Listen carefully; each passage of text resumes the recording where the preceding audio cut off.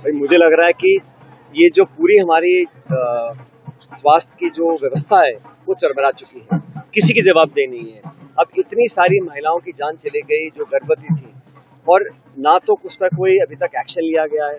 छोटे मोटे अधिकारियों का ट्रांसफर कर रहे हैं, लेकिन जो पूरी मेडिकल फैसिलिटी है, जो स्वास्थ्य व्यवस्था है पूरे प्रदेश में, ये बात एक बीकानेर की नहीं है, बात सिर्फ कोटा की नहीं है, किसी जिले में चले जाइए आप, वहाँ कोई धनीधोरी नहीं है।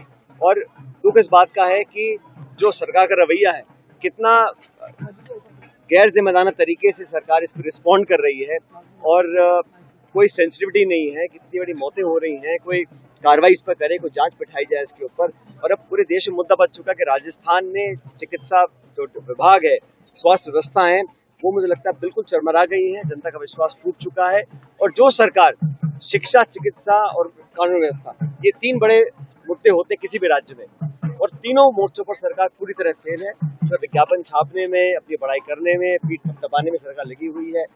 बड़े बड़े आयोजन हो रहे हैं, खर्चा हो रहा है लोगों का, टैक्स पेयर्स मनी का, लेकिन शिक्षा और चिकित्सा दोनों जो डिपार्टमेंट है वो पूरी तरह ध्वस्त है। राजस्थान की जनता पीड़ित है, दुख में है।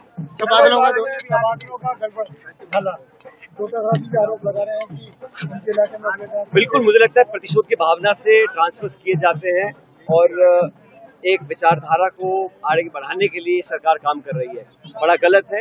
कोई नीति, नियम, कानून होने चाहिए, कोई मापदंड होने चाहिए किस प्रकार आप ट्रांसफर कर रहे हैं। लेकिन राजनीतिक हितों को साधने के लिए अगर आप कर्मचारियों का ट्रांसफर करें, प्रतिशोध की भावना से, दुश्मनी की भावना से लोगों का ट्रांसफर करते हैं, तो जनता बहुत दिन बर्दाश्त नहीं करती इन बातों को। सरकार होती है, सबकी होती है। चुनाव के बाद जिम्मेदारी होती है सरकार के, सबको साथ कर रखे, और कर्मचारियों के साथ इस प्रकार दुश्मनी निकालना बहुत दुखदायी है। पहले ऐसा होता नहीं था। ये सरकार पहली बार इस प्रकार इतने बदले की भावना से काम कर रही है। बड़ा दुख की बात है।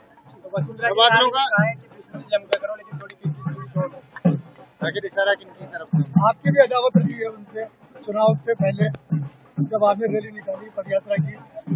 देखिए, जब व्यक्ति पद पे होता है तो उसके सुर अलग होते हैं, और जब पद छूट जाता है या छुड़वा दिया जाता है तो सुर अलग होते हैं। लेकिन मोटे रूप में मैं हमेशा मानता हूं कि राजनीतिक व्यक्ति को अपने आचरण से, अपनी भाषा से एक उदाहरण प्रस्तुत करना चाहिए, और अगर विरोध भी होता है तो जमकर हो, मजबूती से हो, सैद्धांतिक हो, वैचारिक हो।